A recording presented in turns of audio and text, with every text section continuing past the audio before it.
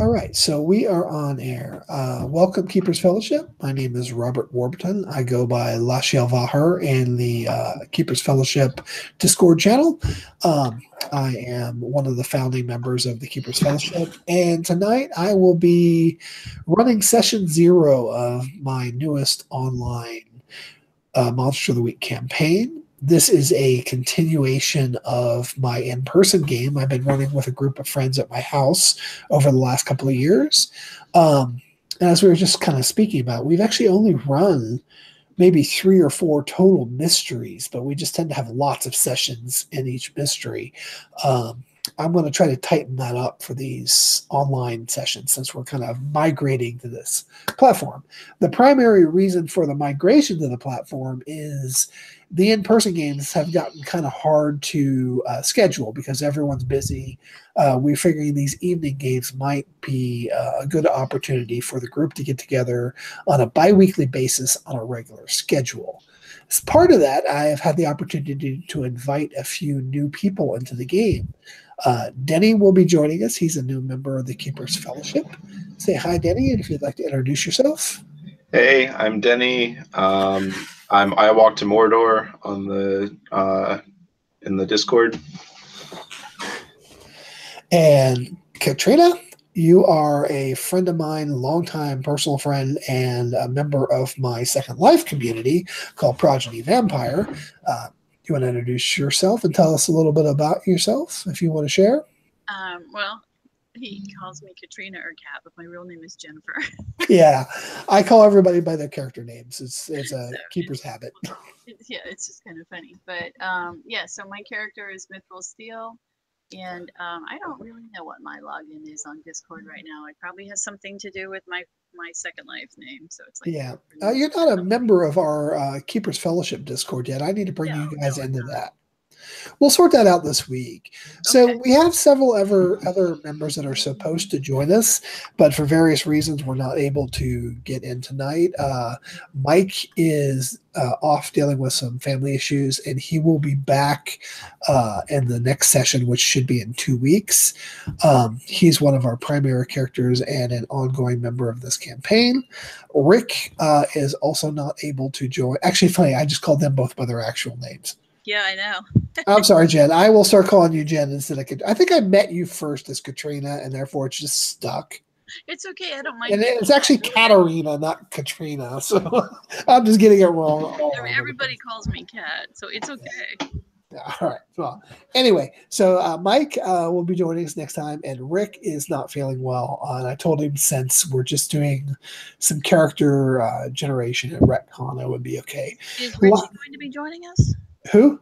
Richie? He has not responded. I'm not sure if he's going to be able to play online. His girlfriend doesn't usually let him participate in anything online anymore, from what I understand. So I'm not sure what the story is behind that, but he did mention something about that to me a while ago. So I'm assuming he can't make it, but he's welcome. Come over and visit you and sit next to you. Yeah, that could work. Well, I mean, the whole point of this is doing it at night so that we can all actually get together when we're not all busy with family and work and everything. So we'll see. And lastly, Lucifer, Brandon, is supposed to be with us now, but he's having trouble connecting. So he may be joining shortly. So since Denny is currently the only new player in the group, let's tell him a little bit about what the group has done so far. Jen, you want to tell us a little bit about your character and the backstory of what you have done since we've started this story? I haven't had a chance to go back through my PDF yet, but just the basic kind of stuff. My character is called, it's of the type the Initiate. Okay, so it's more of a, I guess there's another character which Rick was playing that was, he was a member of the agency. And the Initiate, what are you actually calling the Initiate organization? So the Initiate, so like you were just saying that Rick's original character was a professional. So he had an agency, and then the Initiate has an organization or a cult. And what we had originally decided was that the agency. Hold on, I've got that in my notes. Let me find it. Well, it was like at one point they were together, all right, and then But- there was ideological differences, and the agency went more towards futuristic and professional and science and everything else, and the initiate, that the cult or whatever, it's more like a religion or something, but they were more, spiritual and magic and things like that. Yeah, there was a schism at some point. If I remember correctly, we decided that it was originally founded by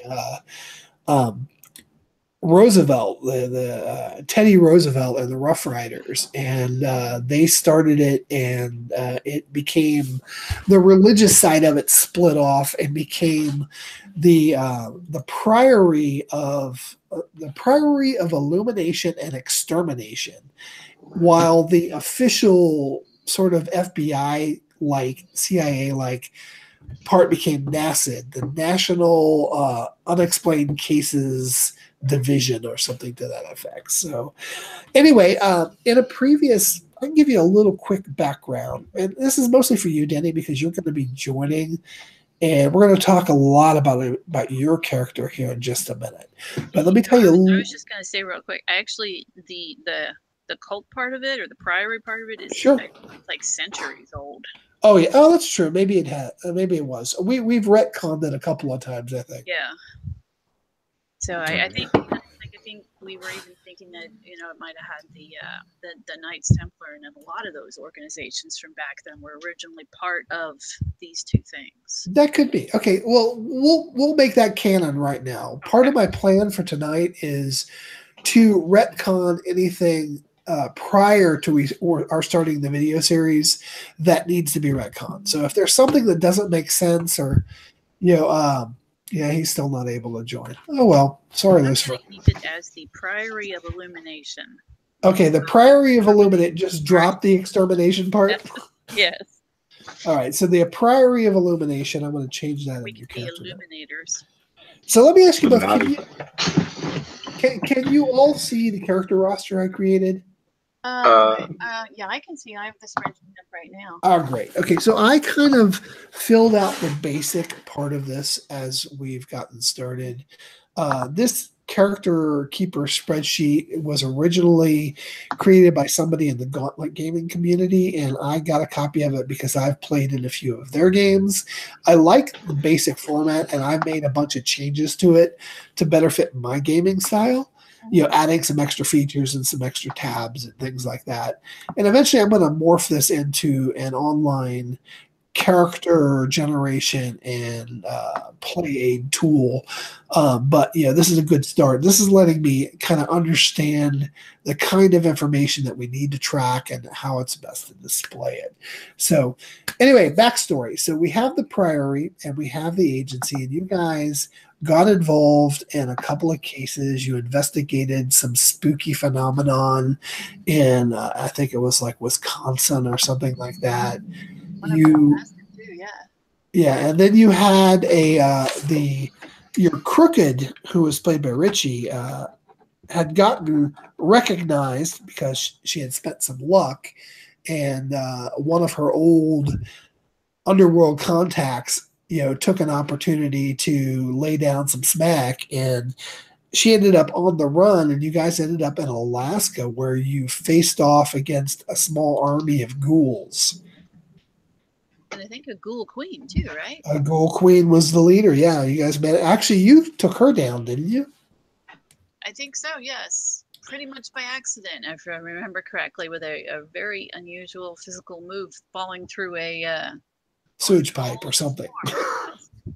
And then you were at that point transported back in time from our current time frame, and you all sort of woke up in different time periods. Biff, who is our chosen, woke up in like 86. I think that you Mithril woke up in this current time frame, which is 1953. Right, yeah, I'm in the 50s. And then Biff ran into a younger version of the Crooked when she was still an actual teenager, even though she doesn't look like she's ever changed because of a pact she had made with some demon. This is actually the original version, the original run through of her, and they were able to transport themselves back to your time frame by finding a shard of a mirror in the linear mansion, and were able to get back to you in your current in the 1953 time frame. You discovered that the professional had gone back to 1803 and become the first mayor of this town, and at some point passed away in the past. And there's a big statue of him in the center of town. This is when you ran into the vampire Bill Dalton, and you guys faced down a bunch of werewolves, Nazi Luftwaffe werewolves to be exact. And we ended the last session with a massive battle at a turkey shoot farm with these werewolves. It was pretty brutal. It's the most luck I've seen spent in any game I have ever run. Well, yeah, that's right, because I used a luck point to make damn sure that my magic worked. Dang.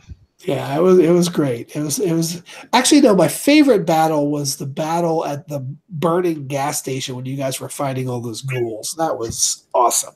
So anyway, this brings us up to kind of where we are historically with the group. They're in 1953. Is everybody there? Sorry, didn't mean to cut you off there. Yeah. Did we? Well, Sorry. William Dalton isn't, because he's in the past. We're not sure he's ever. Actually, no. William Dalton is with you guys. It's Aaron Leitner who is in the past. Right. So, and that's what we want to talk about. After we kind of nail down what Denny's character is going to be, we can talk a little bit about how we want to shape this town and if there's any changes to the backstory we want before we move forward to kind of make everything mesh together. So, right now, what I was thinking, and actually Lucifer's character, he's going to be a wronged, and I was thinking about having him be one of the victims of the Nazi werewolves that you guys freed from captivity. And that was going to be my introduction to him. But he's not here, so let's focus a little bit on Denny's character. Denny, what don't you tell us about the concept that you picked and what you have in mind? All right, so I decided to go with the expert archetype. His name is Joseph Fletcher, and he is the librarian at the Jefferson County Public Library in Madison, Indiana, and that's also his haven. So he's a librarian, and I was thinking maybe having him be like, he's not necessarily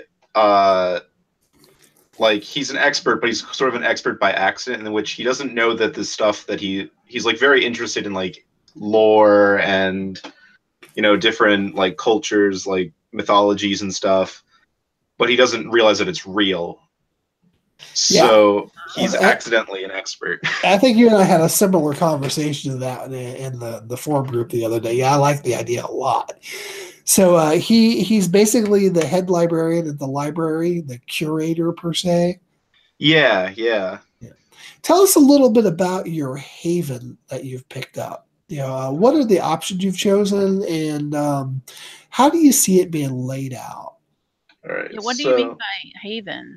Okay, you want to tell her? Do you want to tell her what a haven is? Tell the audience. So one of the things that the expert gets is a haven, which is a safe place to work. So like in Buffy, like the school library would be the haven, or Bobby's house in Supernatural.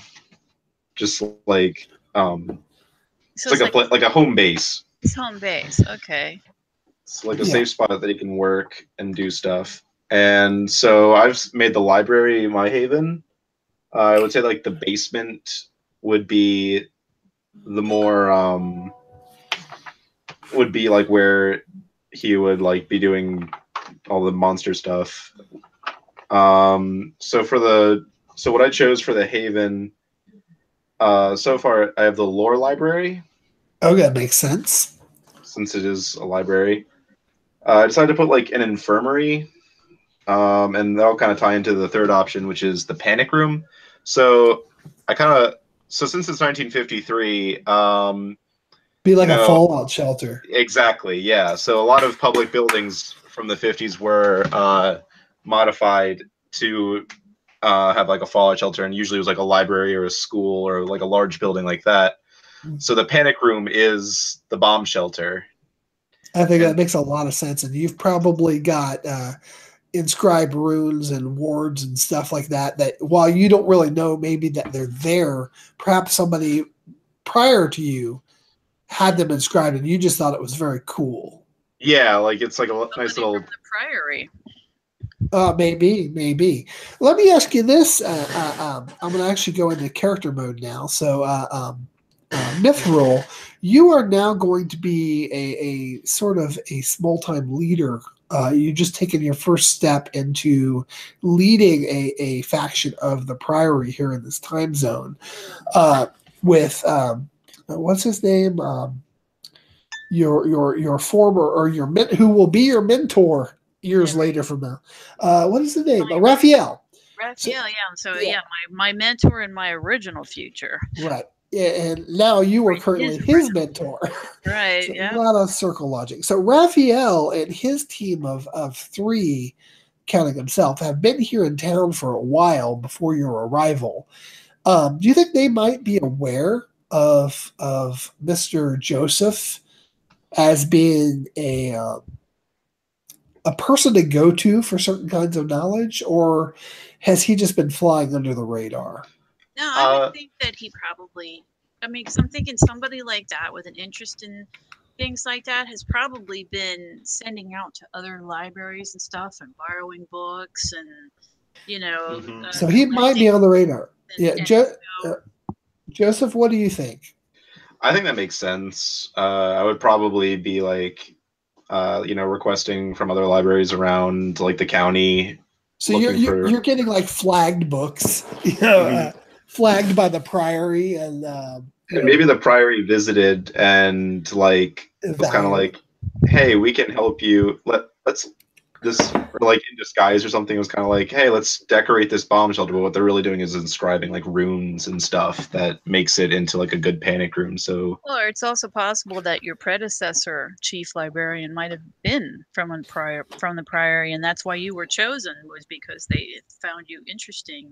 Yeah, perhaps he's a person of interest that they're considering for possible membership down the line. Okay. Maybe him, or maybe his offspring later on. You never know. Priory has very long-term plans. Okay, I like it. So you have a lore library, you have the panic room, which is in the bomb shelter below the building, and what was the other thing? Infirmary. That's very useful. Actually, that will tie in really nicely, because where we left off, the hunter party was in pretty tore up shape. So when we jump in, we'll maybe jump in with the Priory leading the group to you, because werewolf wounds and things like that are gonna be difficult to explain at the local hospital. Mm-hmm. That's gonna be a big surprise to you. Yeah. Yeah, just like showing up with a bunch of like mangled people at my doorstep. That's right. Yeah, get out of the way. We need to use your infirmary. Yeah, it's like, oh, okay. Wasn't quite sure I had that one. Another thing I would like to throw out there as a possible thought is, let's say you have the basement and the sub-basement. The sub-basement being the bomb shelter, reinforced, fortified, area, and then your medical area, your infirmary, and your primary lore library are in the first level of the basement. But the attic, you've been eyeing that for possible future expansion, and you have an old wrought iron elevator that connects all the levels. Is there a legitimate reason for I'm sorry, what? library to have an infirmary in it already? I don't know. Used to be a hospital or something. See, I was looking into Madison, Indiana, just a little bit, just to get a little history to kind of decide what I wanted to do, and they said something about, and this wasn't really tied to the library, but they said something about during the Civil War there was a wounded. I think there was like a soldiers' hospital either in or around or somewhere near the town. Oh, that's perfect. So maybe because the library also has a lot of like historical society, and that actually kind of ties into explaining how I got some of the gear that I do. Yep, it's also said to be haunted. Really? Yeah, in real life, yeah, it's one of the haunted places that's listed for Madison. Huh. So yeah, you picked a good spot. Didn't even realize that part. Yeah. Well, like, it's got the soldiers' hospital, and that means it's been around for a long time, and it may have hidden things in it that you just haven't discovered yet. Actually, we'll say this, that Civil War era, soldiers' hospital, that part of it had actually been walled off, and you discovered it when you started laying out your lore sanctum. This is when did William Dalton go back to? William Dalton is in this time frame. You guys met him here. I'm sorry, Alex. Oh, Alex. He went back to 1803. So he went back to before the Civil War. Yes. So he died long before the Civil War. But you have discovered things that he has left, clues that he has left around town. So that's part of the mystery we're going to solve in this series. Although it's not the main part of this particular mystery we're going to be diving into here in the next session. So I do have a question about, so one of the hunters did become the mayor. Is that what I'm hearing? Yeah, one of the original hunters became the original mayor of this town. Now, sorry, continue. So yeah, what happened was when they were in Alaska, they had just finished the battle with the Ghoul Queen, and they were at the sheriff's office, taking stock of everything that had happened, what is going on, and this incandescent being that smelled of burning motor oil, came into the room, and suddenly they all found themselves falling back through time. Or they found themselves falling back through something that was like warping their minds and stuff. It was, I can't remember the exact description I gave it at the time, but it was all very metaphysical and mechanical and bioengineered. And they all fell through this vortex, and each of them landed in a different space and time. Biff Cannon, who is our chosen, woke up on a park bench in like 1986. And eventually, after having some problems with the police, found the younger version of the Crooked, and the two of them managed to find their way to an antique shop that was radiating power. They found this shard of a mirror. At the same time, Mithril had woke up in 1953 in a locked mausoleum tomb and was promptly attacked by some ghouls, fought them, and died. A moment later, time reset, and she was okay again, but this time the tomb was unlocked, and it was a different person's name, and she found out that the name was actually the name of the other party member, Alexander Lifeson, who traveled all the way back to 1803. Traveled back to 1803, and something happened there, and altered history, and it took time for that alteration to catch up to her and then to him. So later on in the adventure, the two in the 80s managed to travel back through a magic mirror shard to meet up with Mithril here in 1953. And then later, the player that was Alexander Lifeson rejoined the group because he had been out for a while.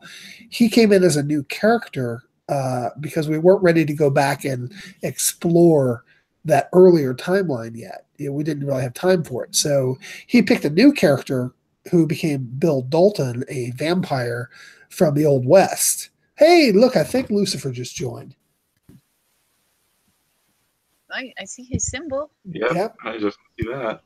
I think we got an extra player.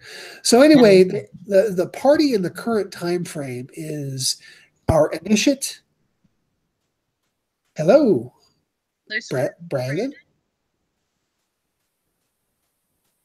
I think he's working on his mic. You probably have to click the gear and set what your mic source is. There should be a gear in the upper like right hand You gotta corner. make sure you're not muted. Yeah. You know, the one thing we never figured out, and maybe this is still something that you're going to do, is what happened to our Saffron?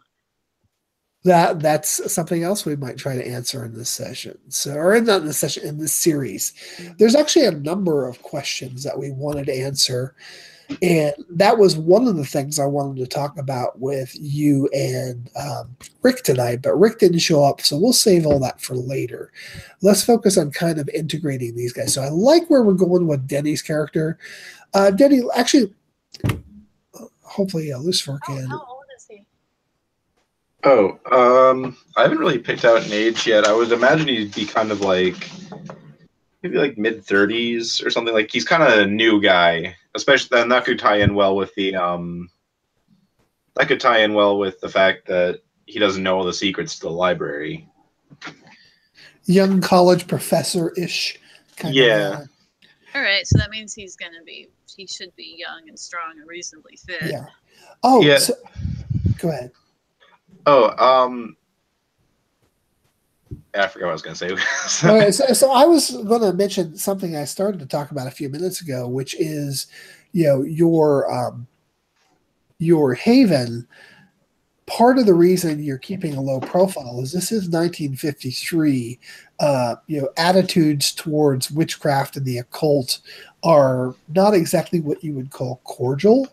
So you have created your sanctum, your lore library in the basement off the books because you don't want the general townsfolk to know the sort of things you find interesting, because it could at best end up with you being driven out of town, at worst getting you burnt at the stake or up on a cross or something. So yeah, we don't want that.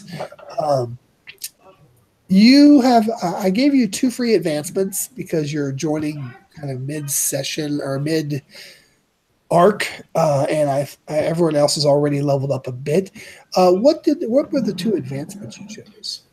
So I just went up 1 charm. I originally had -1, but I decided to just bring that up to 0. And I also got the extra move preparedness. So actually, yeah, should I go over my moves real quick, or? Yeah, actually, that's what. Let's do that. In the original Keeper's Fellowship game I ran, I asked everybody to tell us why they chose their playbook. What about that playbook attracted them, and then to tell us each of their moves, what the move does, and why they picked it. So let's start with you, since we're kind of on you right now, and then I'll go back to Mithril, and then hopefully Lucifer will have his mic fixed by then. All right. So I guess just why I chose. So the expert kind of speaks to me just because, I mean, in real life, I'm trying to become a scientist, so that's kind of what the expert's whole shtick is. But I've always been interested in the character that knows the stuff, that knows the monsters, that knows the character that is kind of in on it a little bit, or has or who studies the monsters. He's not necessarily wants to kill them all, but he wants to understand and study them, and that seems kind of a fun concept to play as, just someone who's researching them. Yeah, I like it. And so the moves you've checked, obviously you've taken a Haven because that's a required move for the expert. What are the other moves you've taken, and why did you choose them, and what do they do? Okay, so I chose, for the first one I chose was I've read about this sort of thing.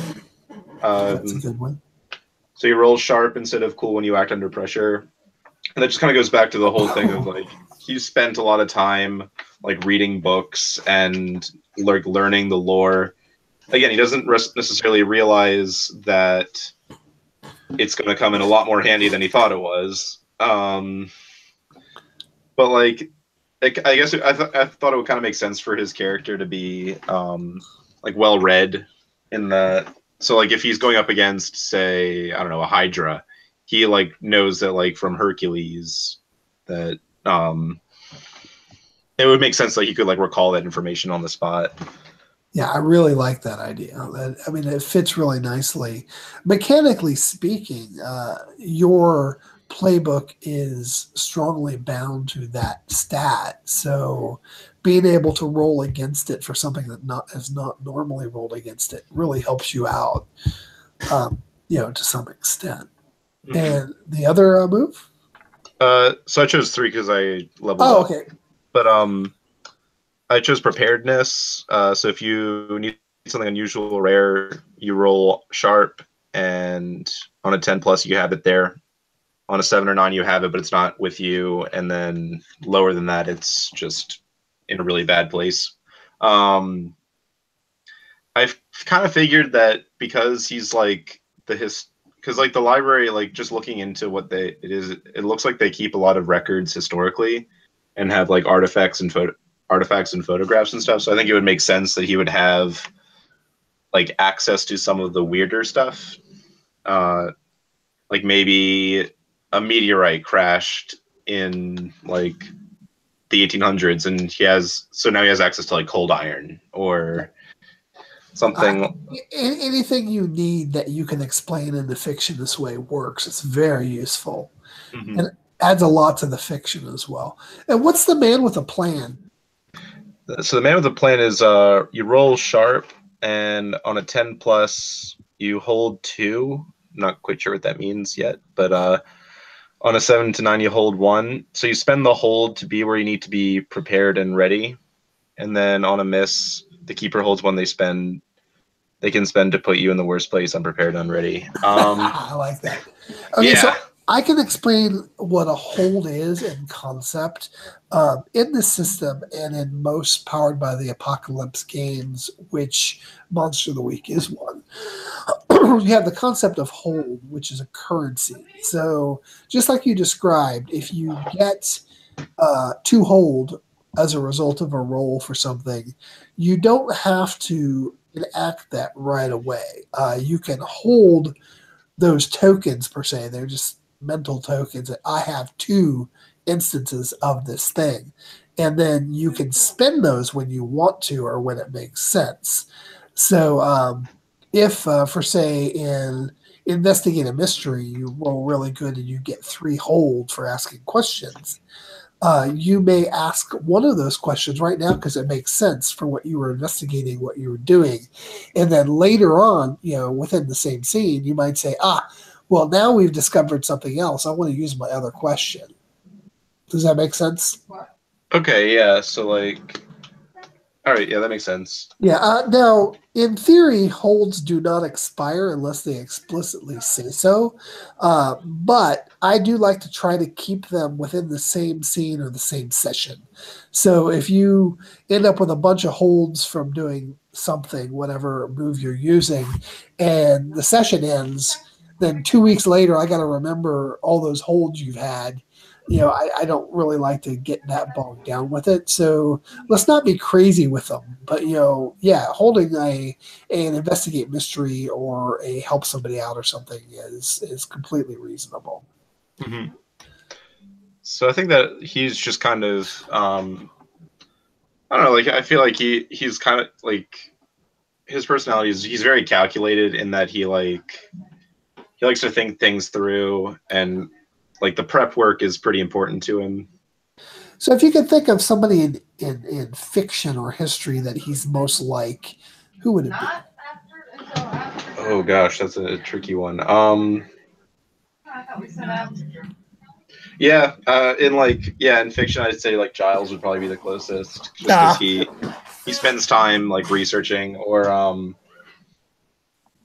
I wouldn't say Bobby because he's just kind of gruff. Yeah, he's just kind of gruff. He's not really gruff. He's just kind of more of he's more on like the nerd spectrum of. Yeah. I think that he would just be very like Giles is like calculating, and like he's not afraid to shy away from a fight, but he prefers to like know what he's doing and what he's setting out to do. I think that makes a lot of sense.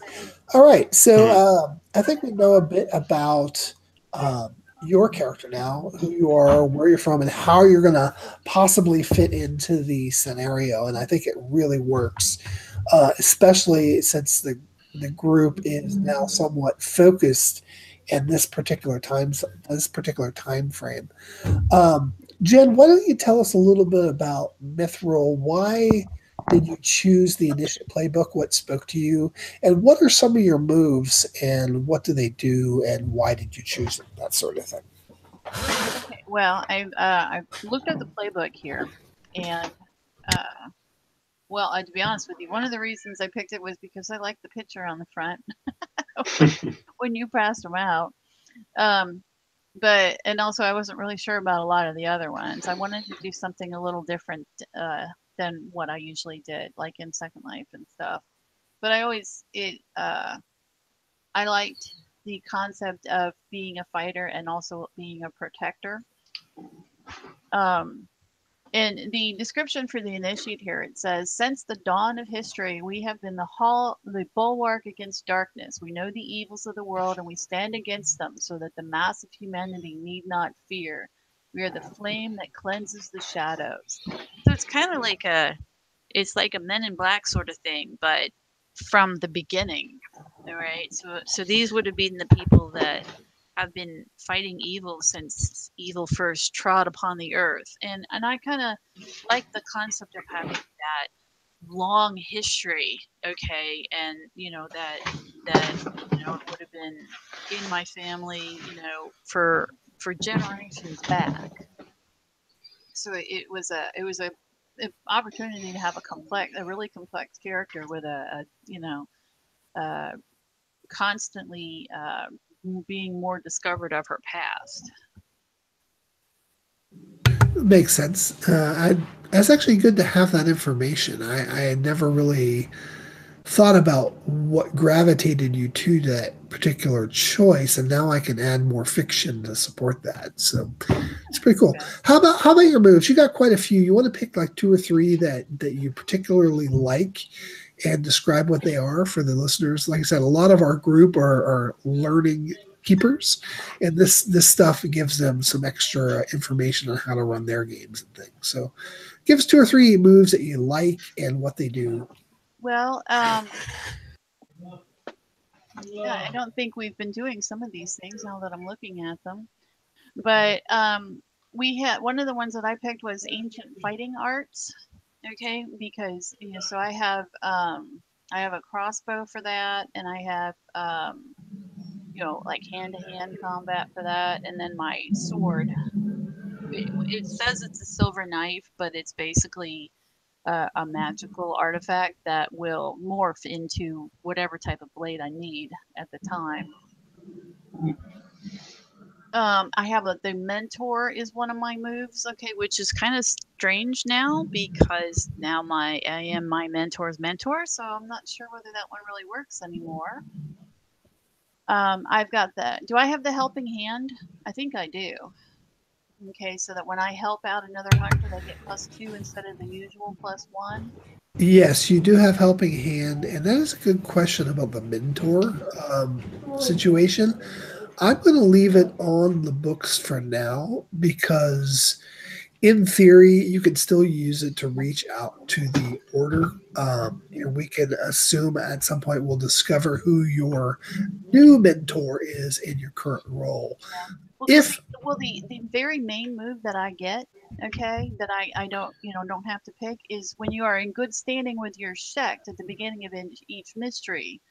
All right, and I can get useful information or help from the sect. correct, and we have used that. Yeah.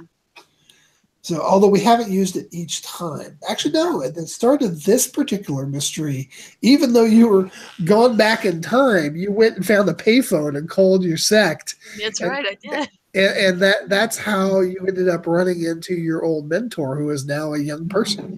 Right. Yeah, so that's pretty interesting. I think I use magic sometimes. Is that considered one of my moves? the playbook that's in here is only a couple of pages. It's not the full thing. They're all pretty short and simple. That's one of the beauty things about this system. Oh, okay. Every character or every buddy in a Monster of the Week story is capable of using magic. Now, that's something I'd like to discuss in this particular session and maybe a little bit more in the actual first round of play because everyone will be there. But how do you guys feel about the pervasiveness of magic in our systems? Should this be something everyone's aware of? And should it be low key? Should it have a strong presence? I Are you mean, talking about like between the hunters or in the world in general? In general, yeah. First in general and then to the hunters. I don't think it should be something that anybody and everybody can do. yeah. I mean, that takes away Denny's ignorance for one thing. Mhm. Yeah, that's true. That's true. You know, and then because my character has all the tattoos that are the stored spells. And I think that would take away the significance of that. If it was more common. Right. Yeah, kind of like the idea of like you need a physical aspect to it, like a stored spell, like writing on your arm. Or I guess if I were to ever use magic, it would be like from a tome or something. Right. Right. I think that fits really nicely. Yeah, I mean, I was thinking about the tattoos tonight, and I decided that the way they actually looked was was like arcane symbols. But then if you looked at each symbol closely, that each symbol was actually made up of hundreds of more tiny little symbols, which were actually all the components. I think that makes a lot of sense. I think what we decided to do with your tattoos is we do treat it as one of the requirements that a keeper can ask for when you're using a used magic roll, and we can also treat it as a component to a big magic roll. We're still kind of playing fast and loose with the rules as to, do you have to predefine your spells? And the way I have been running it, and if you guys agree, it's the way I will keep running it, is that if you have established a spell in the fiction, whether by learning it, being taught it, discovering it, whatever, we've established a spell, then you can do that spell at any time as long as you have the requirements available. You can also do further research to try to eliminate some of those requirements. For instance, if you've discovered a spell to freeze a door solid and it currently requires some rare ingredients, enchanting and time, extra couple of minutes, perhaps with further research and practice, you could get some of those materials out and maybe shorten the time up. If that makes sense. Denny will be helpful with that. Oh yeah. Once he finds out everything's real. Yeah. Like, oh my God! Yeah, I do love that moment. The oh shit, everything's real moment. All right, so Brandon, Lucifer, are you able to speak with us now? I believe so, yes. Oh, hey, welcome. Hi there. Welcome. Thank you. Hi. All right, so you want to introduce yourself a little bit, who you are, how you come to be part of this group? I mean, I guess for that, basically bring up Progeny and all that. I mean, sure enough, briefly. We don't want to make this an advertisement for Progeny or anything. Yeah, no. Basically, just I made my way into the group was through meeting you through the game, Progeny. Yep. So you have not played Monster of the Week or any other PBTA games. What's the most recent roleplay games that you have played? Most recent roleplay games I played was Dungeons and Dragons 3.5. Okay. How long ago was that? That was last year. Okay, so fairly recent. Well, this game is called Monster of the Week. It was created by Michael Stans and distributed, published, edited, I think, by Steve Hickey. It is a Powered by the Apocalypse game. Apocalypse World was the first iteration of this particular style of game, and it's fantastic. And Monster of the Week and Dungeon World and a few other systems came out really quickly after it, with basically taking the concept of the rule system and then tailoring it to a specific theme. And in this case, Monster of the Week simulates stories like Buffy the Vampire Slayer, Supernatural, Charmed, the Dresden Files, those kind of things.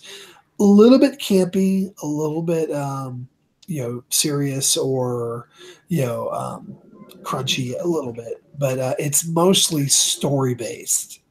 So anything you can imagine in the fiction that makes sense can happen. Right? Are you still with us, Brandon? Yes, I am. All right. Oh, you're on mute. Okay, cool. So you have decided to play the Wronged. Am I correct? Yes, you are. Have you had a chance to look at the playbooks PDFs that I sent out? I have a little bit. All right. So what is it about the Wronged that attracted you? Well, I'd say the majority of my inspiration with it tied to Supernatural, Dean Winchester. Yeah, good character too. But okay, so tell us a little bit about what your concept for this Wronged is. Who is he? How is he wronged? That sort of thing. Let's see. Well, I conceived the name Anselm Silverstein to be his name. He is an American-born, basically member of a German family that left Germany after World War I. And essentially, he enlists for World War II, is in the Allied German war front, and becomes a prisoner of war. And essentially, his being wronged was him feeling essentially completely weak. He was chained down, witnessing, his brothers in arms being sacrificed, or something along those lines. Okay, so that's interesting. Now, with this particular playbook, usually the Wronged sort of implies that a supernatural source, was responsible for what happened to you and why you feel wronged, and therefore that's how you have your move called I Know My Prey. And most of your custom moves that come with this playbook center around a specific type of monster or a specific type of entity that you are out to get. What type of creature would you say that is? I've been thinking on it for a bit. I mean, for the most part, it kind of directs towards the idea of a demon or demons in general. Okay. Or a demon worshipping cult would work too. Oh, Yeah. the Franz demon. So, are you saying that you're wrong? That like the thing that made you like the wronged, the bad thing that happened to you, happened when you were a prisoner of war by the Germans? Yes. And essentially, that kind of ties in the whole idea of Nazi occultism a bit. Oh yeah, definitely. That's what I was saying. Yeah, like occultism. They're big into Odinism and stuff too. Yeah, I think it fits really good, and that explains why you were here. The previous mystery was that the hunters were fighting a group of lycanthropes led by a demon wolf, and these guys had been former Luftwaffe agents that had paratrooped into the USA during World War II and have been kind of hiding out ever since the fall of Nazi Germany, and were on some kind of mission. It's maybe you were tracking them and got captured, and you were part of the captives that the hunters rescued. Does that make sense, or do you want to say no? I was never captured. I would have kicked these guys' butt. I don't know. It makes total sense in my opinion. Yeah, maybe you went in thinking that there was one wolf, and it turned out there was a whole pack of them, and that's what got your guard down. Another thing that could have gotten you is something that the party ran into a bunch of times, is they kept killing this one werewolf, and he kept coming back over and over again. They even burned his corpse to like ash, And yet, a day or two later, this guy shows up again, and they're like, "What the hell?" And then at the end of the final session, they found out that these werewolves had some kind of arcane ritual cloning machine that they were using to regenerate themselves. So you thought you kill these guys, and then they show up again, and they took you out. So that's cool. Okay, so you like the Playbook of the Wrong because of the storylines it opens up for you. You know your name, you know you have a German heritage, and that you are after any sort of demon worshipping occultist and or demonic entities. Yep, sounds really right. Yeah. So, have you faced any demonic entities directly, or have you mostly been dealing with cultists? I'd probably say cultists by majority. And this last group of cultists turned out to be not only cultists, but cultist werewolves, and that really threw you for a loop. So maybe you have a little bit of predilection for dealing with those guys as well. Since your character sheet is the least filled out, and we still have quite a bit of time left, let's quickly talk about. Do you have access to the character sheet? It's like in a Google Docs folder. I sent out a link. Let me post it to you in your Discord. So you can hop on there. So the character sheet has the first tab has a column for each character. In Powered by the Apocalypse games, you have 5 basic stats. You have charm, you have cool, you have sharp, tough, and weird. Charm is how good you are at dealing with people, being charming, being suave, being likable in general.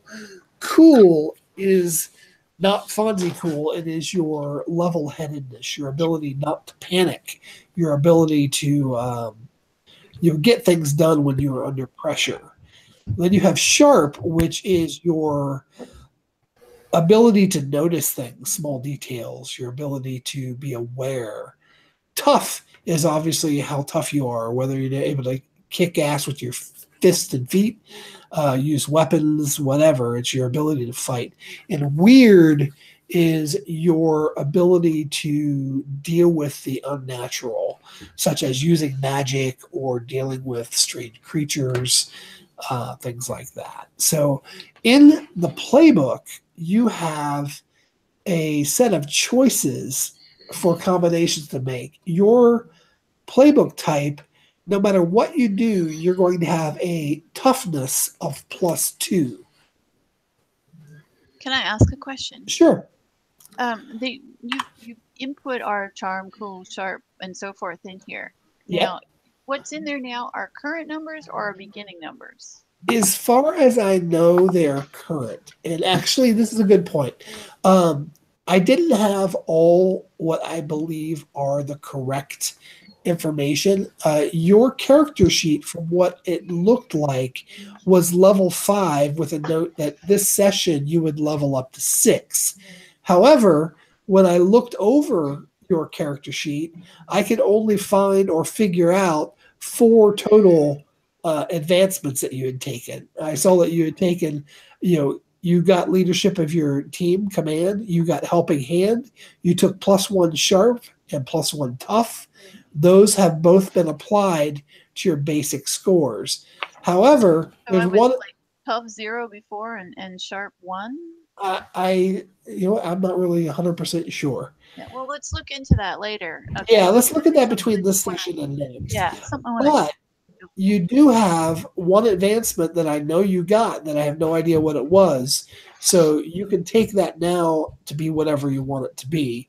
And I believe that's your 5th level. So any advancements after that, you can take advanced advancement. So you do have 5 XP in addition to that 1 extra level. So you know what I mean? I'll have to look at the rest of my notes. What do we Yeah, need? so I scanned all the notes from your page and put them in that PDF. So take a look, and if there's something missing or something wrong, we can fix. Joseph Fletcher, you already took the 2 advancements I gave you, correct? Correct. Okay, so your character is up to speed. You have 7 XP. You're perfectly healthy, and your XP should now be back down to 0. So Oh, okay. Didn't know that. Oh, I yeah, see. That's what that is. Oh, okay, I got it. yeah. Mhm. Yeah, so you've got XP when it hits 5 of 5, you get to take an advancement. I added row 14, which is advancements achieved. I don't like to use the term level in this game because I think it's a misnomer. It's not really. This game doesn't deal with level per se very much, except to say that after 5 advancements that you get advanced advancements. So I thought I'd just say, how many advancements have you achieved? If that So makes sense. you've taken 2 advancements away from Mr. Silverstein. No, I put that in there to indicate to myself that I'm giving him 2 extra advancements, which I have not applied yet. I see. Okay. So yeah, what I want to do with the 2 new guys is I said, okay, I'm going to give you 2 advancements to start off with, and then if you want to spend a luck point, I'll give you an extra advancement because your character, Jen Mithril Steel, currently has 5, getting ready to level up to 6. All the other players appear to me to be 2, about ready to go to 3. And if I remember correctly, you had lots of bad rolls. Yeah, lots and lots of bad rolls, especially in the werewolf, not the werewolf, the kerfuffle with the ghouls. There was a lot of bad rolls back then. But as you noticed, after you have advanced enough that your stats start to go up, you start failing less and less, so that tapers off after a while. Brandon, and I'm sorry to keep you back on the back burner there, Joseph, but I want to kind of get him caught up a little bit. Yeah, no worries. All right, so Brandon, your character, actually, I should call Anselm. Yeah, how do you say it? Yeah. Anselm. As keeper, one of my principles is I'm supposed to call you guys by your character name, so I gotta get in the habit of that. Anselm, your character sheet in the character keeper, if you look at it, on the second page of the wronged. So there's the wronged, and then there's a second page of it. It says getting started. You have the first thing is to pick your look. So I'm assuming you're a man. Yep. Correct. You have a choice of sad eyes, icy eyes, angry eyes, untouchable eyes, motionless eyes, hurt eyes, or harrowed eyes. Real cheery. Yeah, not exactly a Bozo the Clown kind of guy, is he? What would be your choice? It's already a little tough. Probably say motionless eyes. Okay, and then clothing, nondescript clothes, ragged clothes, casual clothes, hunting gear, army surplus gear, or old clothes. Nondescript. Nondescript. Okay, now this particular stat, these are what we call tags. Most of this can change through the course of the session or the arc. You're not always necessarily wearing the same clothes. Sorry, sinuses. You may change your appearance, or we might decide that there are other, identifying characteristics that we want to add. But this is really just to get you started, to give your character some definition. The next thing we want to pick is which particular set of ratings you want. So you always want, no matter which one you pick, you will have +2 tough because your guy is a badass. Now the question is the other sets you want. Looks like you have a choice of charm 0, charm +1, or charm -1. And then based on that, do you see what I'm looking at? Yep. All right. Which one of those would you like to be? What would you like your charm to be? I'd say 0. Okay, you're going to pick one of the 0 rows. And then based on that, you have a choice of cool of +1 or a cool of 0. Another thing you might want to think about there is that your real choice there is weird +1 or weird 0. I think weird tends to be a very useful stat in this system. Yeah, I was sort of thinking that I'd probably want weird +1. All right, so we'll go with that first column. So you're going to be 0, 1. Sharp is -1, which is probably why you got captured by werewolves. Yeah. And we're at a +1. Okay, so that's good. And your XP is down to 0 because we're going to level those. Now, the next thing is your moves. Actually, wait, we skipped that. So who did you lose? You got your choice of your parents, your siblings, your spouse, your children, your best friend. I think you said your squad, right? Yep. So we can call that your best friend and your squad. With the Keeper's Agreement, pick a monster type. We've already decided that this is demonic entities and demonic worshiping entities. Why couldn't you save them? Pick one. Selfish, injured, weak. I'd probably say weak. Complicit, in denial, scared, or slow. I like weak. Yeah, you were scared. You were weak. Yeah, you were captured. You were restrained. Okay, I'm not going to put that bit in the character keeper because I'm not exactly sure where I should put it. Maybe under. Yeah, maybe you can put it under other. So best friend and team. Weak. And demons.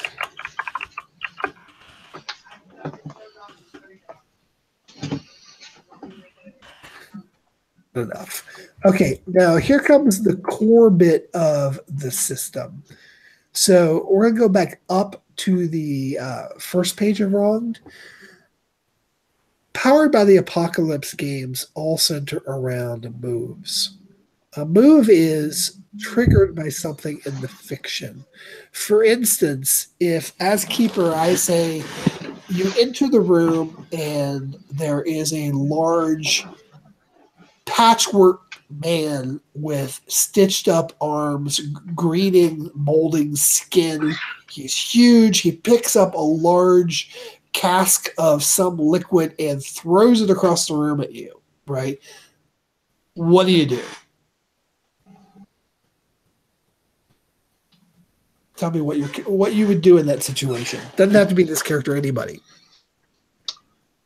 I would probably try to dive out of the way of the whatever he hurled at me. Exactly. So in this case, you're trying to avoid the danger. So this would be what would be called a move act under pressure. This is a standard move that everybody has. So when you say you're going to do something that I think is an act under pressure, I would ask you to roll that particular move. You roll your dice, which is always 2d6. You add the appropriate stat for the move. In this case, I think it would be cool for a act under pressure. And when you roll that, you add it together. If it is 10 or more, it's a complete success. If it's a 7 or more, it's a partial success. And if it's a 6 or less, you get an experience point and you fail and something really bad happens. Does that make sense? Sure does. All right, so your character gets a bunch of basic moves. There's like 5 or 6 of them, and we'll cover those at the beginning of the first actual play session. But Okay. you also get some specific moves that are special to your character. One of those is I Know My Prey. This move is stated as this. You get +1 ongoing when you knowingly investigate, pursue, or fight the breed of monster that caused your loss.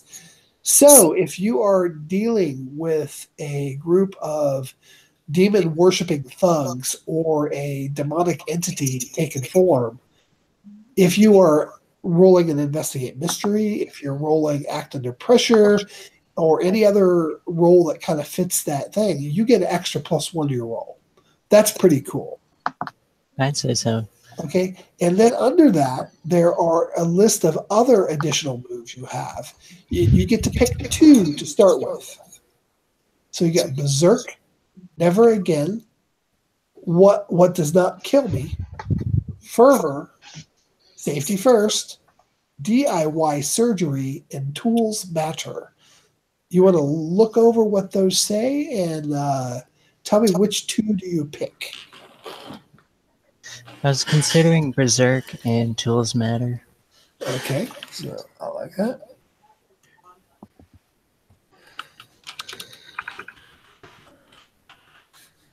Berserk is pretty cool. Why don't you tell the audience what that does?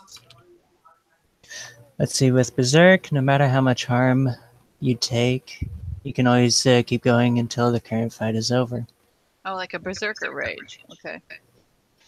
Yep, and essentially at the end of the fight, the damage applies, I believe. Okay, so you said Berserk, and what was the other one? Tools Matter. All Tools Matter. Okay, tell us what that one is. With your signature weapon, you get a +1 to kick some ass. +1s are always good. So under gear, you have signature weapon. Which one did you pick, or which one would you like to pick? I'm considering the Enchanted Dagger.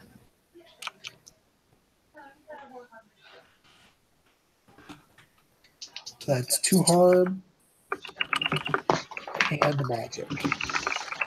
I like that. Okay, why don't you tell us, where did you get this Enchanted Dagger? I was thinking that over when I was looking at this a little bit earlier.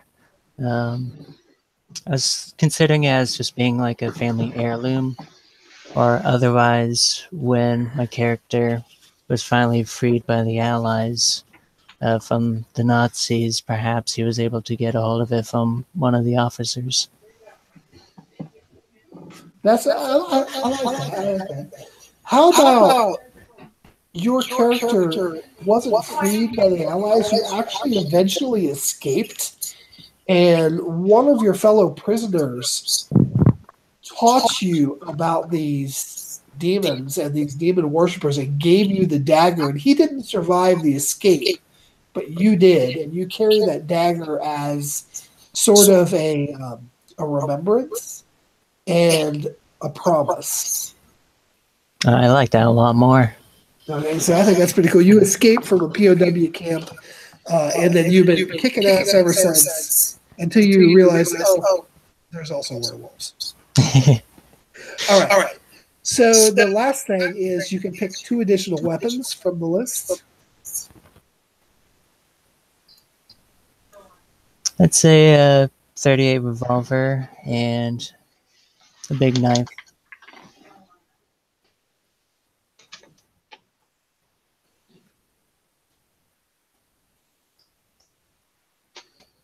Okay, and then the last thing is I am giving you 2 free advancements because, again, you're starting with a bit of history, and the party is all leveled up to some extent. Now, I'm not going to do these right now because I want you to give some thought to it. Okay. So what you do, if you look on the next page here, the second page of the playbook, you have improvements and advanced improvements. Until you level up 5 times, or until you advance 5 times, you cannot take advanced movements, or advanced moves, or advanced improvements. The regular improvements, you can get +1 to a stat. You can get another wrong to move. So you could take one of the ones you didn't take, like Never Again or What Does Not Kill Me. You can take a Haven like the Expert has, which is kind of cool. Look at the Expert playbook. We already have an Expert in Haven, so maybe that's not great choice for this particular session. You can take one, or you can take a move from another playbook. So if you look at the other playbooks and see something like I don't know what could go wrong, from the mundane playbook, those are awesome. So look that over, think about it, and we'll do that at the very start of the first play session. Is get you your advancements. Sounds like a plan. All right. So I think we've covered. Who's echoing? Can we go on mute, please? I don't know if it's me or not. I already muted myself. Let's see. Okay. Okay. The echoes. Yeah, the echo's mostly gone now. I guess it was Lucifer. I just had I don't think we ever went over my gear. Oh, we didn't do your gear. Sorry. That's fine. It's fine. Let's take a look. That's one thing I want to mention is all of you. I have put a cache with 2 boxes. Now, the way I'm dealing with this, I borrowed from Dungeon World, and this is the idea of a big resource that is consumable. So if you go to the drugstore and buy a pack of bubblegum, that doesn't count. If you go to the general store, and buy a new outfit, that doesn't count. That's just, we assume that you have some money unless we give you a tag or a condition that says you don't. Like I believe I started off Anselm with a condition of broke poor because he was just freed from captivity. But other than that, you guys have some spending money. If it becomes a problem, I will institute another tag called Pocket Cash with some expendables, but I don't want to get bogged down in bookkeeping, with like tracking who has what and how much money you've got, all that sort of thing. So this cash would, sorry. I'll say cash is for big ticket items. You want to buy, well, in this game, we don't have laptops or, a car. Yeah, you could probably buy an old Studebaker or, rent an apartment. Something that is a big ticket item, but not a huge ticket item. You're not going to buy a mansion with 1 box of cash, but you could buy a car, or you could buy, rent an apartment for the entire duration of the arc, that kind of thing. Or if you want to go buy a special weapon. What? We had 2 boxes or 1 box? I think I gave everybody 2 boxes except Dalton. Yeah. Who has 3 boxes, with the exception that he doesn't have access to any of that right now because his haven was confiscated by the police. Oh yeah, I remember that. So technically, I don't think he has any cash. So I'm going to take those away from. When he did go back and recover some. So we'll say he has 1 right now, just out of being a dick, and he's not here. He's not here, so you can be a dick. Okay. All right, so that's basically what I do for cash. Any other kind of consumables that we come across in the game, such as in the last session, we had a demon wolf, which was a souped-up, very powerful werewolf that was the leader of the werewolf pack. He could only be killed by using inherited silver bullets, of which the group only had a handful. So we use those as a expendable resource. We also had silver salt shotgun shells, which were expendable, which did all kinds of massive extra damage to the underling werewolves. So I believe there are some of those left, and I did not put those as expendables in this sheet yet, but I'll do it before the next session. But I don't think you're going to be hunting werewolves going forward, or at least not in this next mission. So that's that. We've got about 30 minutes left. Is there anything else you guys would like to talk about setup-wise? Gear. Gear. We still didn't get to your gear. We just... It's fine. Okay, well, I see that you have gear. It shows you have a magnum, a cold iron sword, and a blessed knife. Yep. Yeah, I actually was going to change the blessed knife if I could. What would you like it to be?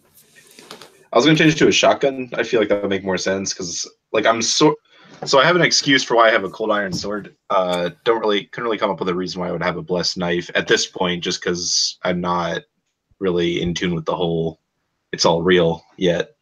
I think that makes a lot of sense. A shotgun, and you keep that to protect your investment. You know, do you live in your sanctum at the library, or is that just where you go to work and research? I don't think I'm bookish enough to live in the library. I think that I'd probably have like a small apartment somewhere in town. Maybe that's what's up in the attic. That could be. It's one of your perks for being the whatever it is you are at the library is as an apartment, you know, in the same. Yeah. Yeah, you're sort of a young, just on the job, new career kind of guy. So that could work if you want to do that, or if you want to have a flat somewhere in town. Yeah, a little studio apartment with like a tiny, tiny little sink and one of those plug-in electric things you heat coffee up on. Oh yeah, a hot plate. Yeah, that's it. Yeah, yeah, that makes sense. I feel like one of the reasons why I flew under the radar for so long is because it's a library and not as many people really think to go at the time. Yeah. But yeah, so for gear, I was thinking like Magnum and shotgun would make sense just because gotta protect myself. I was thinking the shotgun maybe could be like a remastered historical gun, maybe like maybe not necessarily like a Civil War enactment thing. Well, maybe not Civil War, but just like an older gun. I feel like it would be blunderbuster. Oh, a Winchester. Oh, that could work or something. Well, actually, Dalton has an old Winchester. He has a 1874 Winchester repeater, which is his prized weapon. That'd be kind of interesting if you had a very similar weapon that could make an interesting talking point. Well, I could have like maybe a coach gun. A coach gun, I like that. It's like the double barrel coach guns that they used to have out in like the Old West. What is a coach gun? Can you describe that for me? I've actually used one once when I was younger, just shooting targets and stuff. It's basically like if I remember correctly, it's a 2-shot, I think it's a double barrel, or it's just a 2-shot shotgun. But let me see if I can pull up a picture. Is it like shorter, and you like would almost even have a holster for it? It's not shorter necessarily. It's like a shotgun, but if I remember correctly. Oh yeah, it's a little shorter, but it's got two triggers, one for each barrel. So it's kind of like really neat looking. It's like a double-barreled shotgun that has two triggers. So you pull the first one, it's like up more, and then you have to drop back and pull the second one. I've seen those too. I'm gonna call that 2-harm, close, loud, reload. Okay. Or close, loud, reload. Is that what we're calling that? Yeah. Okay, and then I've got a Magnum repeater, or not a Magnum repeater, a like revolver. And that would be like a more modern, 50s level modern weapon. Like a 38 revolver. Just copy that over. Yeah. And then for the cold iron sword, so I had a question. This founder, did he have a sword? Oh, Aaron Leitner or Alexander Lifeson. Aaron Leitner. Yeah.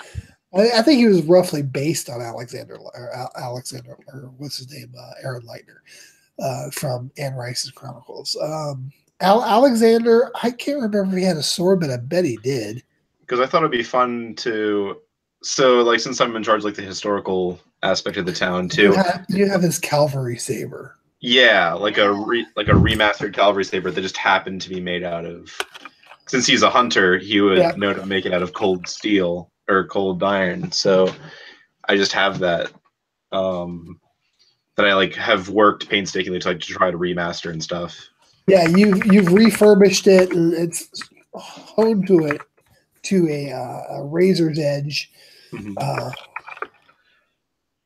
It was really hard to find all the stuff to refurbish it because it's I like that because it gives me some extra breadcrumbs to tie back in his storyline and maybe bring that in. Probably, again, not going to do that in this first mystery because I already have that planned out what it's going to be about.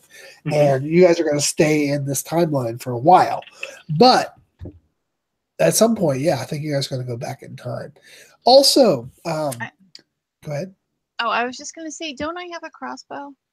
You do. And if I remember correctly, if you see there's a tab 2, it says PC Notes.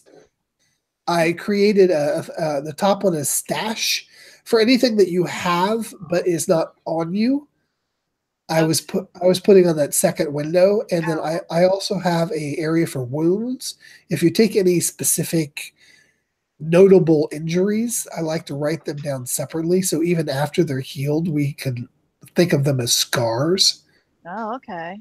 You know what I mean? I'm just wondering, should the sniper rifle be in there then? Because I don't think it's something I'd be carrying around in the 50s. I had exactly 30 minutes to do this over lunch today. So if you guys want to move these around, go knock yourself out. In fact, I wasn't sure, where things were and how they got there, but now I know. Yeah, and Biff Cannon's set of flashbangs, I'm not entirely sure he has those either. They are probably still in Alaska in the future. I don't remember any reason, because if I remember correctly, he woke up on a park bench and all he had was like his parka and his signature weapons. What's the story behind the women's stiletto heel? I threw that in there as a joke based on what happened in our previous session. Yeah, you want to let them know? I think that's great. Yeah. I thought didn't we have underwear too somewhere? Yeah, I just didn't want to go overboard with it. So in a previous session, and this is for you guys, the character that plays Biff Cannon could not make it a one session, and sometimes when this happens, I let one of the other players drive the character. And the party was investigating these werewolves and traced a suspect, rather a victim, back to her hotel room. And they were busy searching 2 hotel rooms. There was a congressman up on the 6th floor and this lady who worked for the Department of the Interior who had a room on the 3rd floor. And 2 of the players were investigating the ladies' room, and the other 2 were upstairs investigating the congressman's room. The player who was driving Biff's character decided he was going to start trying on this lady's lingerie, and it just became a running joke for like a long.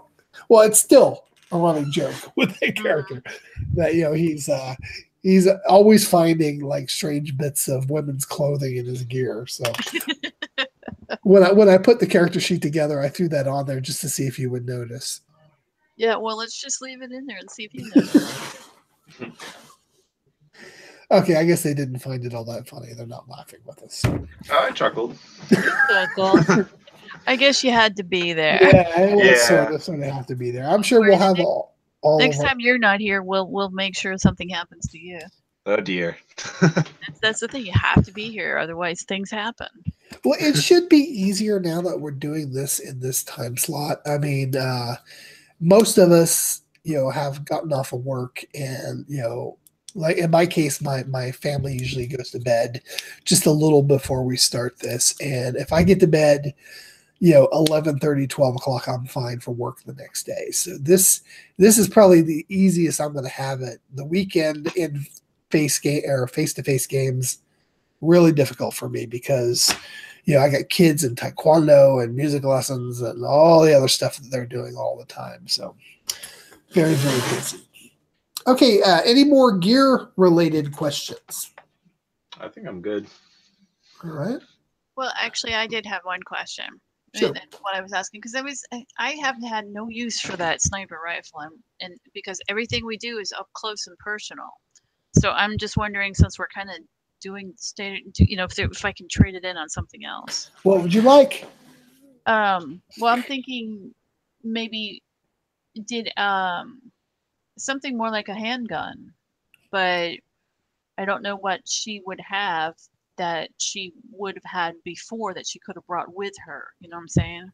Well, you guys had before after the raid on the abode, which is William Dalton's, it wasn't really a haven, but we were kind of treating it like one.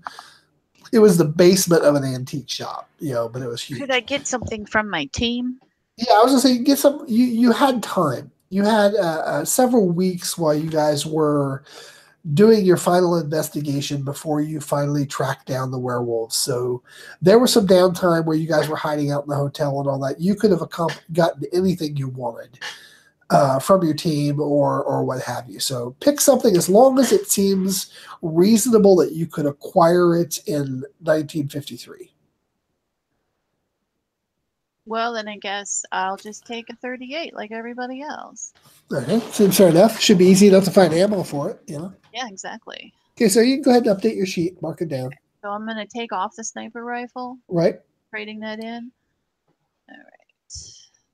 And I may, over the course of the next 2 weeks before our first real session, I will probably go through and kind of clean up these weapons and armor tags, to make sure everything seems consistent. Most of it's copied straight out of the books here and there, but it's also coming out of people's notes, and I'm not sure how accurate they are. Harm in the system is like from 0 to 3, with a 4 being a massively devastating attack. So even though it seems kind of chintzy for a handgun to be a 1 or a 2, that's actually a lot of damage. So potentially lethal. So anything else we want to talk about with equipment? No, I'm good now. Moves, achievements. Do you have any questions? I do not. All right. So, okay, we're back to Echo City. Get the echo again. Yeah, it's There we go. strange. Somebody needs a headset. All right. And for the next session, let's try to keep a handle on that. Keep yourself on mute if you're not speaking, because we're going to be playing, and those are the ones that people actually watch. So I don't expect anyone's going to pay any attention to this today, except for our hardcore keepers that really want to learn how to do this session 0 stuff. And I'm definitely not thinking this is the greatest shining example of my keeper leadership, because I'm just winging this tonight. So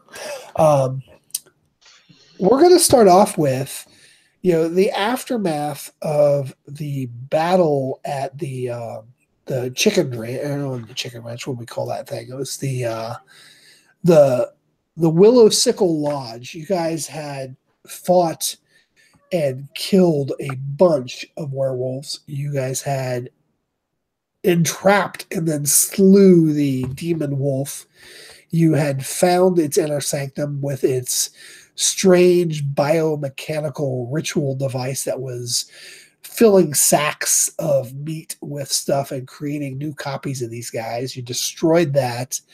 And then you found a room with a bunch of surviving people in it. Most of them were Jewish students and teachers from a local specialty college that is in town that nobody had noticed was gone yet. They've only been missing for a short while. But another person is, looks like he's been here much longer. And, that would be our lovely Anselm? How do I pronounce that? Anselm. Anselm. So Anselm, you have been rescued by a bunch of well-armed, very strange-looking people.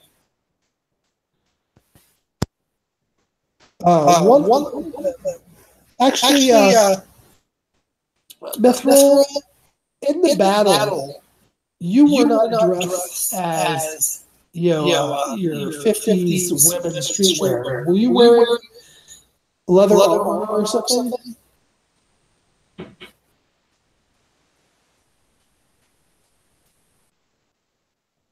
Right. I'm sorry, Brandon, mute your thing.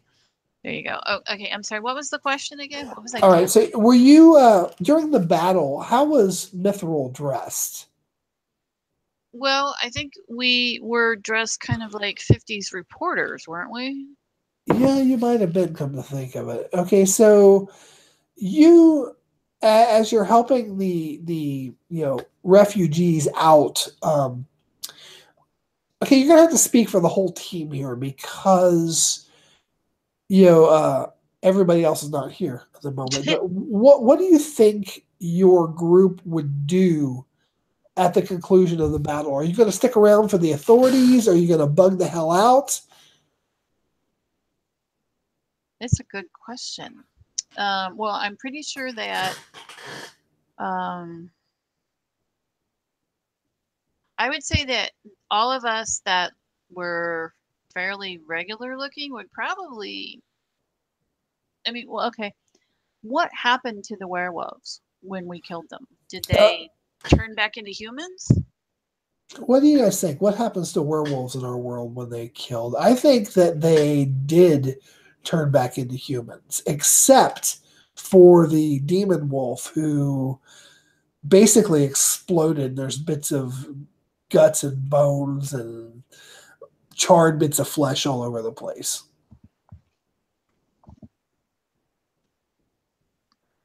Yeah, it's a pretty messy scene. There are a lot of witnesses that you guys rescued them and that these guys were really bad. However, your team really thinks it'd be a bad idea to, sort this out with the police and answer these kinds of questions.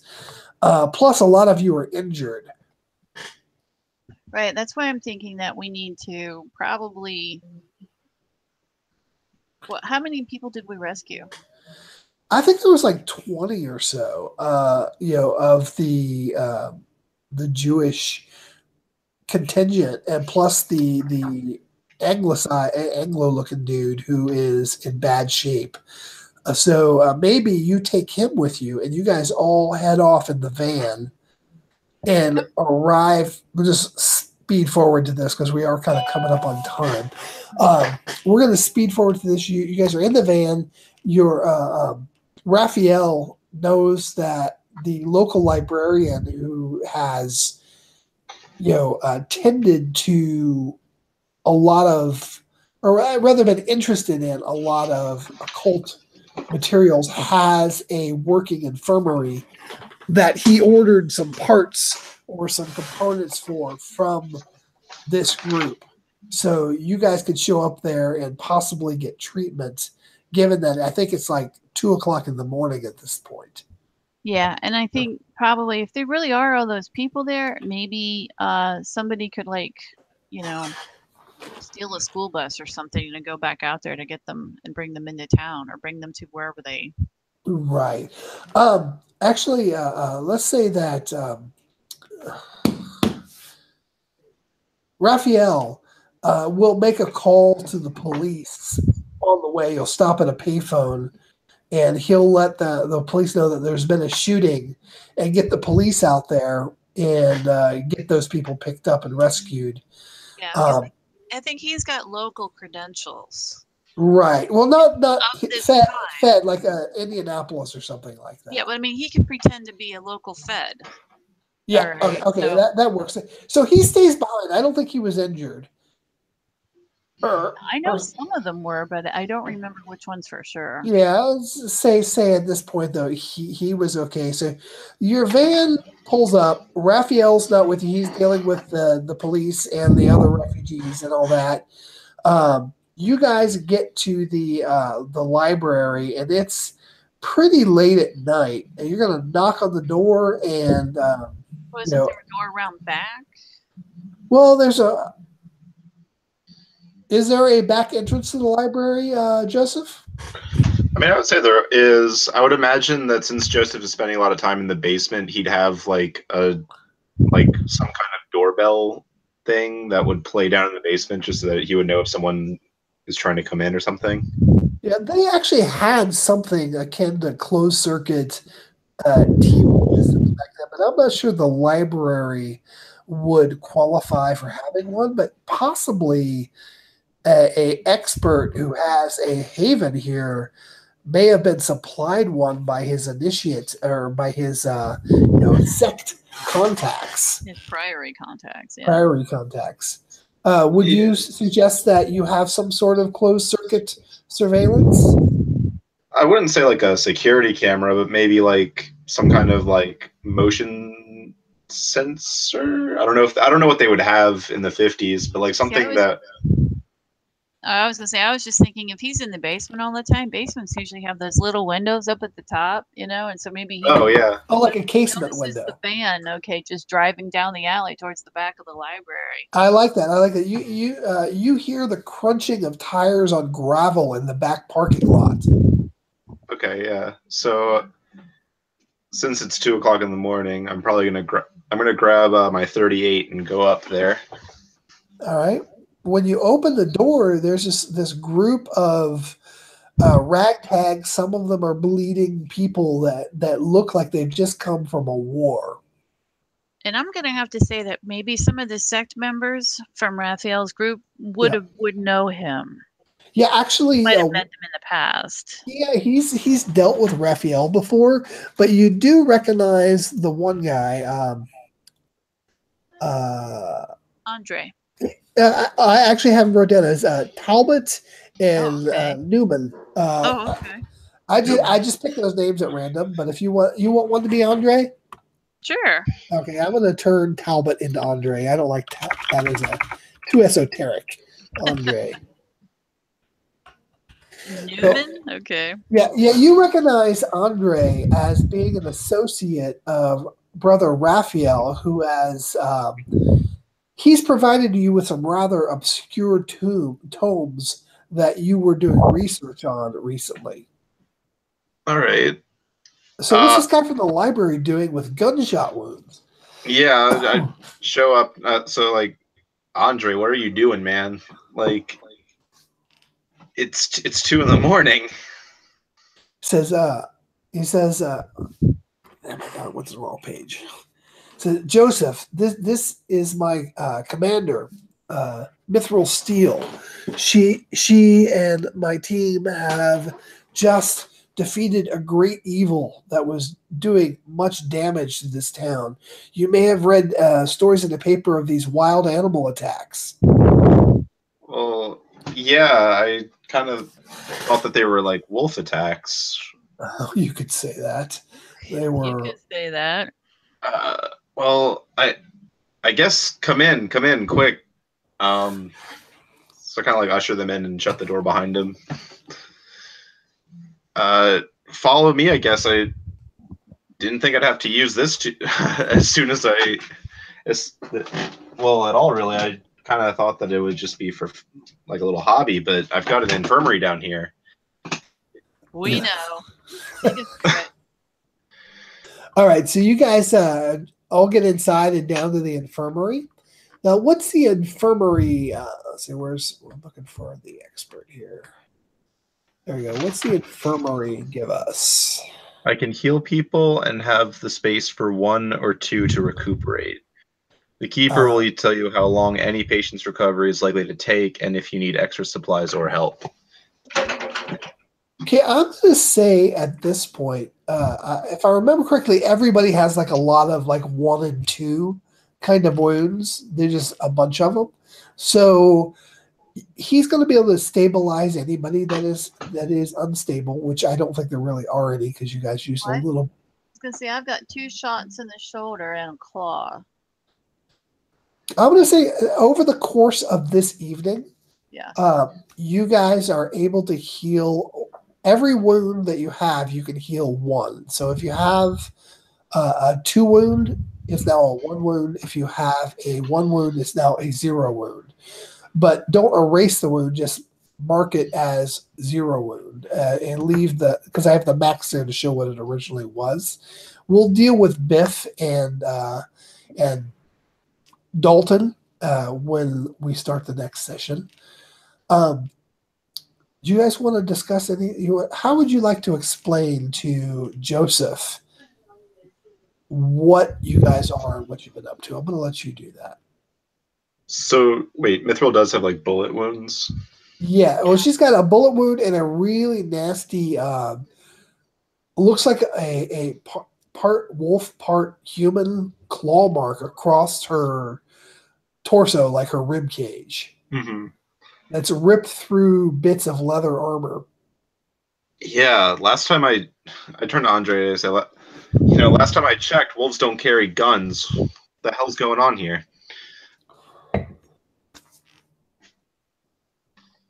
Mithril?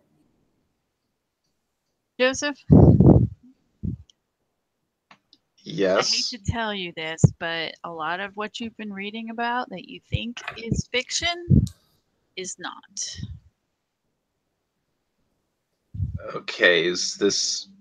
It is not. It's not April. You can't do this joke now. You gotta wait. Look at my ribs, Joseph. Okay, this was obviously not done by a human being. Okay, these are claws. Anselm, you've been kind of hanging around in the background of this. They brought you with them because you were in pretty bad shape as well. But you have seen firsthand what these things are and what they could do. You've been their prisoner for actually they brought you with them from Germany. You know, what have they been doing to you this whole time? Well, I'd say they've been playing tag with me, trying to chase me down, letting me free, and catching me back. Because you were like a German, they treated you like a traitor, right? Yep. Why don't you describe to our host here what these things are? Well, I'd say that what we were dealing with was a little bit bigger than what you would think, and yeah, I mean, I don't know.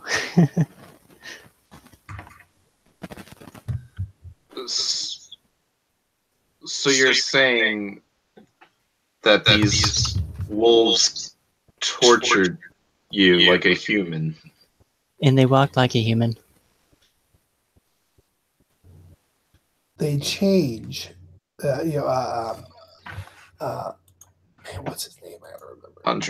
Andre. You know, it's like they are able to change form from human form into full-on wolf form or something in between. They are unnatural creatures that have stalked the earth from the dawn of time and feed on innocent blood. These were evil. Not only evil, but these creatures in particular were of the Nazi Reich. I don't know what to say, you know. Jeez. Joseph, I know this is a lot to take in right now. Can we just, you know, can you help us with our wounds and let us get some rest, and then we can tell you the whole story from the beginning. Right? Yeah. Lady Katerina, Lady Mithril. Wrong game. Lady Mithril, perhaps a demonstration of your arcane abilities might convince our host here to keep our secret and provide us with what we need for recuperation until we can figure out what our next move is.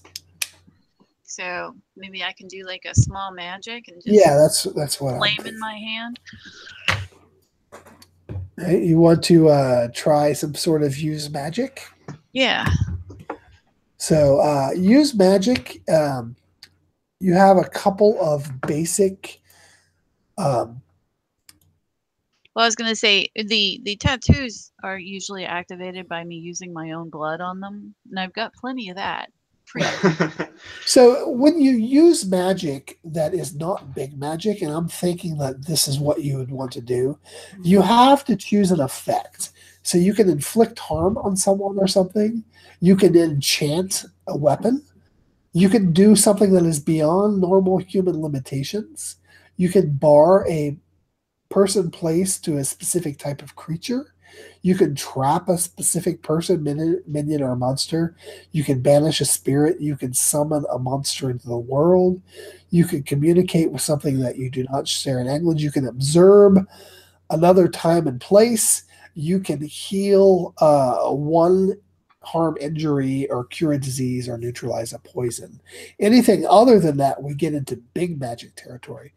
But perhaps you can give him a glimpse through time and space to the battle. Okay. How do I do that?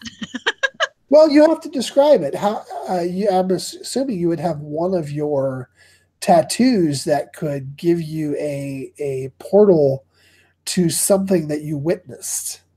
Right. Well, okay. Joseph, do you have a lighter on you for for smoking? I've got one here for candles. Okay, I'm gonna do something here, and I want you to look into. When I tell you to, I want you to look into the flame. Okay.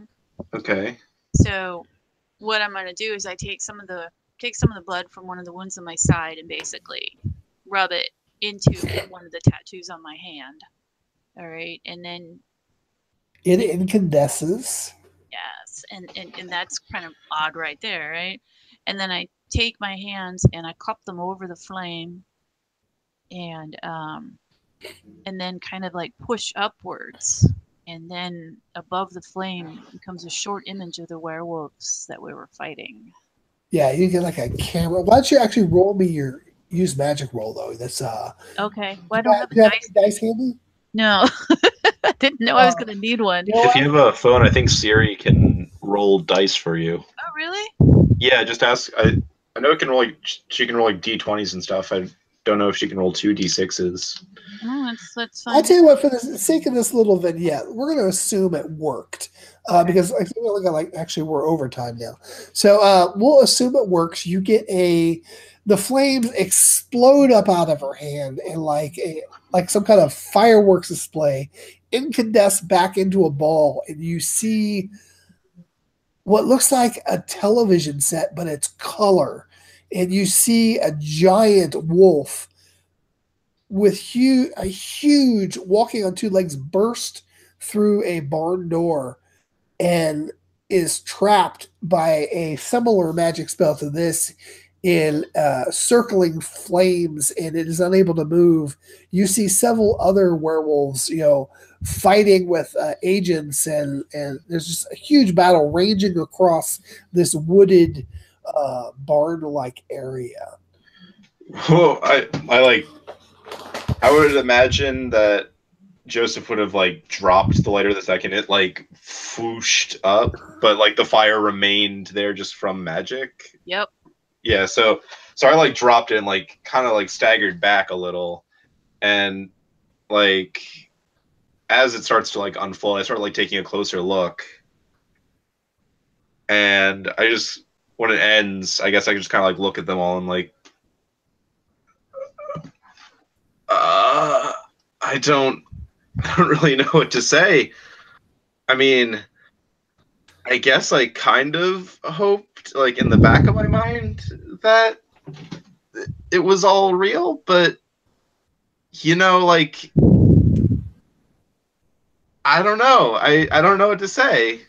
What is Anselm's reaction to this display of magic?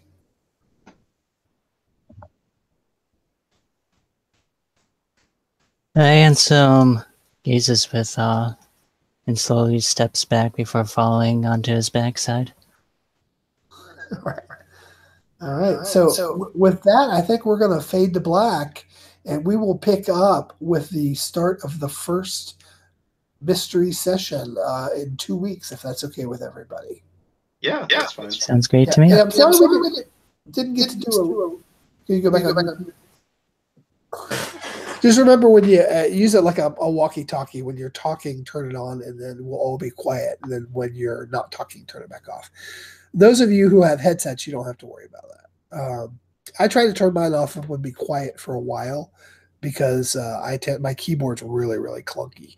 It's one of those mechanical ones. Anyway, I'm sorry we didn't get those too.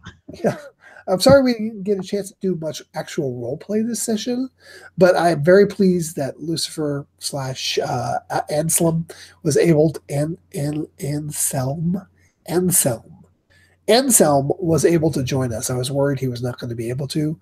So we've got both the new characters spec'd out and ready to go. We've got you guys introduced.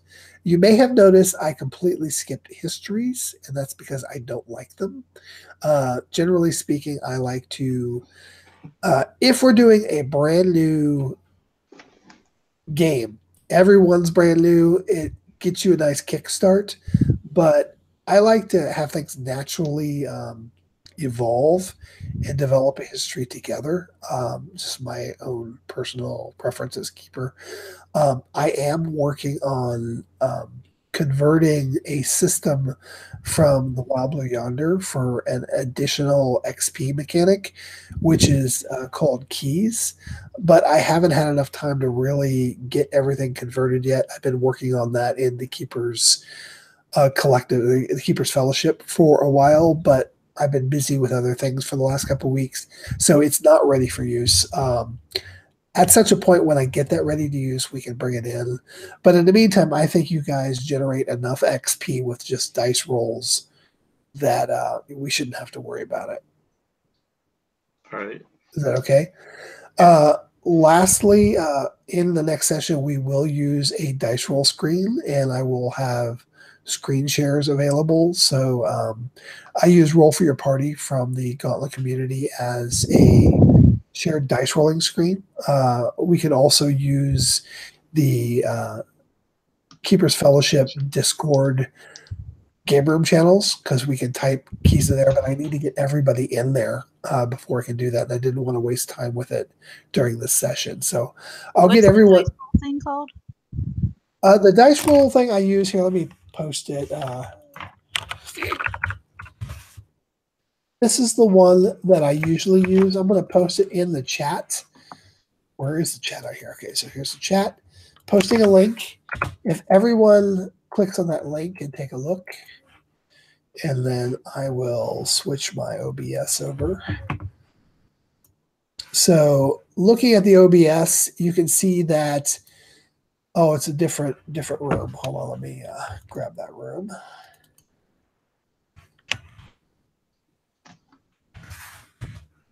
And then I'm going to paste a different link. This is a different room. That's good because I didn't see the first link. Yeah. Okay. So, if they're in the upper left-hand corner, there's like a little blue chat box. Oh, over there. Okay. Yeah. So if you click on that, it should pop out the group chat, and you'll see a link. Click on the one that says "Greatly Cool Swan" at the end. So the Roll for Your Party /room Great Cool Swan. Okay, Yes, exactly. Yeah. Right. So now you should see a screen with a whole bunch of options on it. I have it cropped so when I share it on my screen, you only see the dice part. But this can be used by anybody who has this link. So I just selected both those dice. I can click Reroll Selected, and everybody should see that change to a 1 and a 6. If you now were to put a 2 in the box next to D6 and click Submit, it will roll 2 more dice on there. So if you okay, wait a minute. So it would put 2 in D6, then hit click Submit? Yeah. Which you would see it? Yeah, we all see it. Now we see 4 dice there. Now here's the trick. If they all look the same, whose dice is what? So if you put 2 in the D6 box and then change the color to say orange and hit Submit, now those 2 orange dice will appear, and everybody should use their own special color.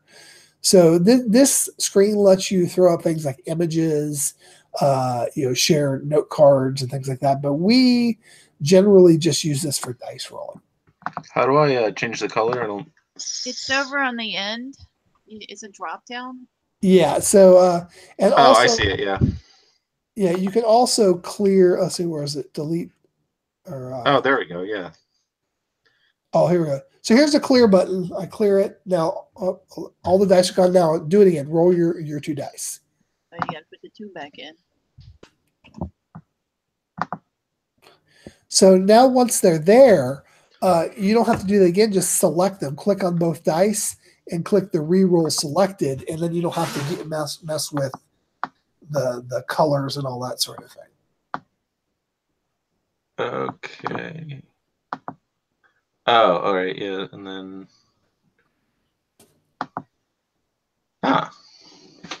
So anyway, it's a nice little visual dice rolling app. I mean, there's a lot of them out there, but I kind of like this one because I like the guys at the Gauntlet. They're a good community, and they're not focused on Monster of the Week, though. They play every kind of game that you can imagine.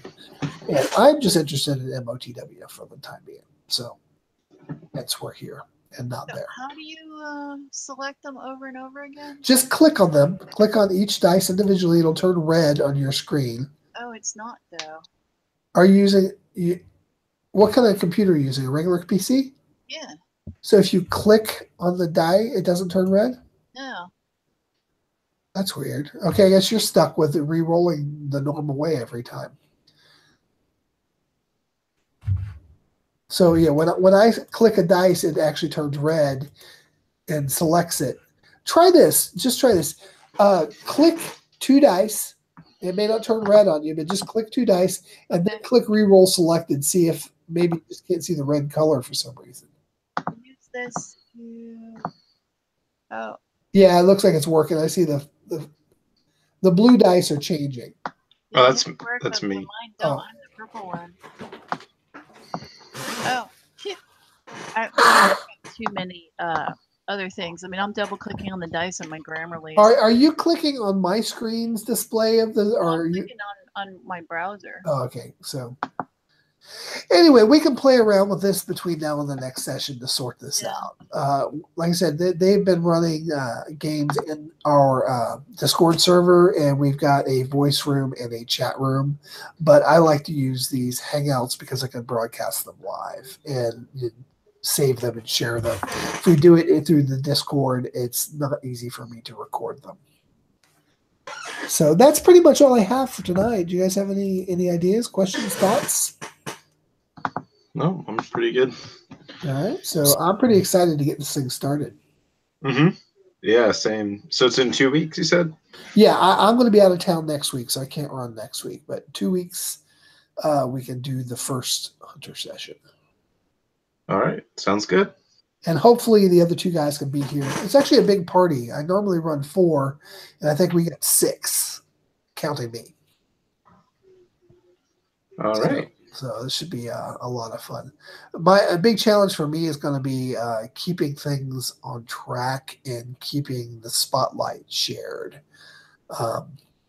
Yeah. So, Brandon, if you could be so kind as to get a set of earphones or something between now and then, I think it would help a lot.